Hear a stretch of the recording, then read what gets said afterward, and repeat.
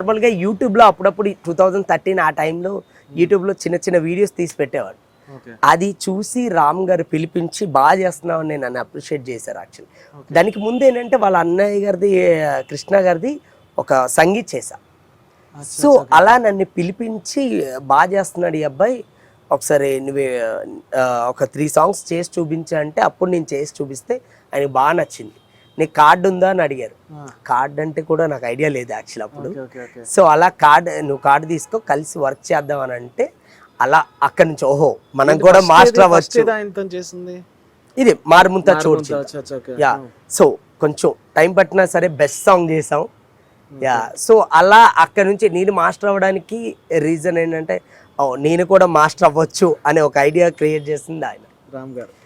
దాని తర్వాత నాకు అవకాశం రావడం సంపు గారి ద్వారా మన సాయి రాజేష్ గారి సాంగ్.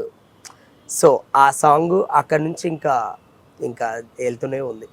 ఇప్పుడు పుష్ప తర్వాత ఏమొచ్చి ఇప్పుడు చాలా చేస్తున్నాం అండి. ఇప్పుడు మళ్ళీ రామ్ గారిది ఒక సినిమా చేస్తున్నాం. తర్వాత బెల్లంకొండ శ్రీనివాస్ గారిది ఒకటి చేస్తున్నాం. సాయిధరం తేజ్ గారిది ఒకటి చేస్తున్నాం. మళ్ళీ మ్యాట్ 2లో మళ్ళీ మ్యాట్ సాంగ్ గురించి మాట్లాడుకోవాలి. అది అసలు అది బాగా ట్రెండ్ అయిన సాంగ్, బాగా ఇప్పటికీ ట్రెండ్ లోనే ఉంది. అసలు అది ఎక్స్పెక్ట్ చేశారా అసలు?